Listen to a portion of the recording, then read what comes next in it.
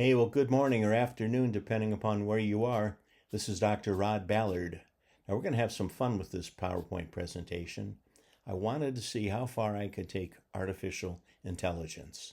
So I asked AI to make the graphics and to sequence these into a story. And then I wrote the narrative that went along. So if you like the AI, you can thank Microsoft Copilot or X's Grok, I would say. So here we go.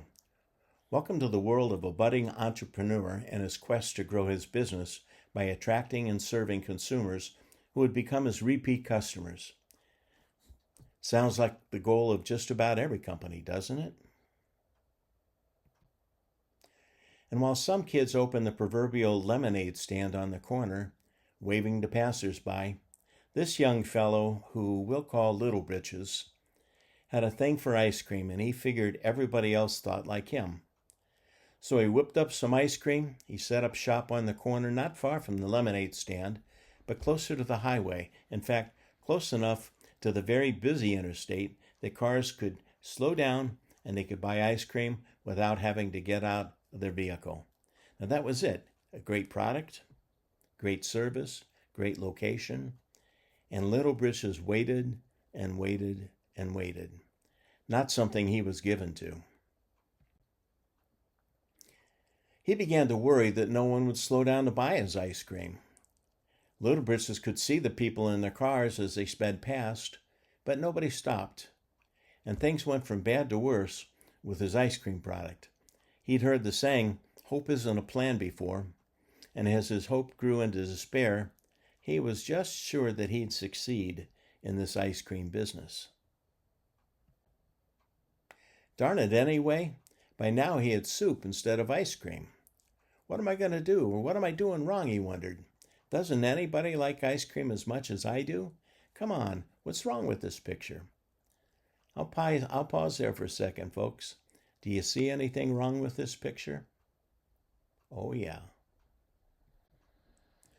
Well, he was learning the hard way that success isn't a matter of luck, but a matter of knowing everything possible about the market, the consumers in the market, historical, in this case, ice cream sales in the area that he lived and set up shop, what the competition was doing, and yep, even the girls selling lemonade were competition.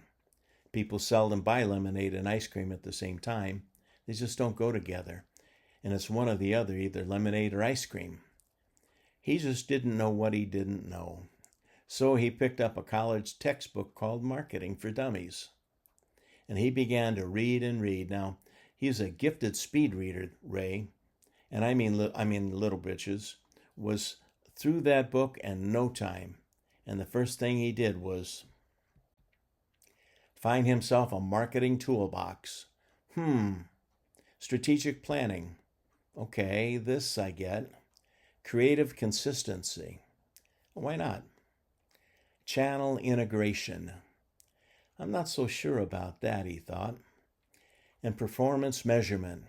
These were the key elements of integrated marketing communications. Hey, I got this, he thought. But what do they do? What's the big deal, Little Britches wondered.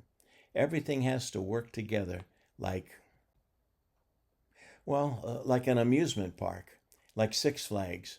Logos everywhere and rides that work. No lines to stand in. Wouldn't that be nice? It ran like a cohesive, well-oiled machine. Something for everybody. Little Britches had learned that location was everything. Where will consumers buy my products, and how important is ease of access? Who's going to buy my products, he thought again, a second time and a third. He'd heard the saying, aim small, miss small. And that had to be important to successful marketing, he thought. Do the research. Do the focus groups. Interviews. Look what competitors are doing. And aim product messaging to the ones that'll make the purchase. So back to the marketing toolbox he went. Little Britches went to work. He found a slew of marketing tools. Advertising, public relations, sales promotion, direct marketing, personal selling. Now we're talking. And digital social media marketing. all performed in unison. One message, one appearance, one logo, integrated. Integrated marketing communications. Little Britches had some work to do, and off he went. Now, people have to know I have an ice cream stand and where it is, he thought. Let's try out this roadside signage the good old way. The salesperson had tried to talk him into a super expensive, bright neon lights that would flash his products one right after the other. But he knew his dad would just never go for that price. So he settled on the traditional highway advertising, the billboard. Took that idea a little further, and then local signs would lead potential customers right to his retail store. Let's see. Hashtag Little Britches ice cream. Hey, that's got a ring to it. Maybe it'll go viral. And just in case, he'd better do a flyover. Now, if he had had a parachute, he would have dove right out of that plane and down to his sales center, but no parachute. Oh well, just like on the beach in Cancun, or Huntington Beach, or Hawaii. My name in flights, he thought. My name in flights, as Little Britches mused. Point was, the word got out, and guess what was happening? People from far and wide, they came to see what the big deal was. He discovered his typo, $25 for an ice cream cone. Who's going to do that? Now, it had eluded him, and he didn't know why, so he corrected pricing, arriving at a market level pricing, and his customers kept coming and coming and coming. And coming and coming and coming. Hey, I wonder if I could franchise this, he thought. Yep, Little Britches is an ambitious sort, always looking ahead, and guess what? His dad told him he wasn't quite ready for the big time.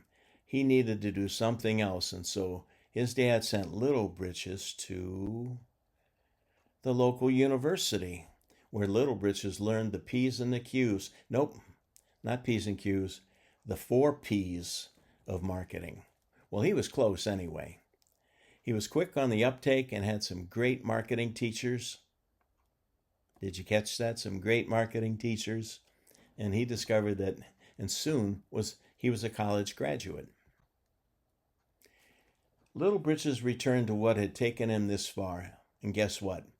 Customers kept coming and coming and coming. Ray was getting more and more excited about marketing as he learned how to use it, how to integrate all of the tools in the marketing toolbox. Little Britches began to aim high, the old aim for the moon, you'll hit a star philosophy. He set his sights on bigger and bigger achievements. First thing he did was he dropped his Little Britches nickname, and he returned to his given name, Ray Kroc. Ray Kroc exceeded his wildest dreams when the ice cream business he began as Little Britches, that he founded, some would say stole, became the #1 franchise in the world and had something for everybody, if only the best Coke in town, which was a unique blend of syrup and soda found nowhere else but Mickey D's. Again, now this PowerPoint and this story brought to you by Microsoft Copilot, AI generator, with a helping hand of a slide or two from X, Kroc, all AI generated. So let's end with prayer. Father, I welcome this group of students, this class, to an exciting study of integrated marketing communications, where they learn how to use all of the tools in the toolbox. Father, I ask that you help them learn all that they can from the course, from the text and the assignments, and that you'd keep them healthy and safe throughout the term. Father, I ask this in your Son's name, Jesus. Amen. Enjoy, folks.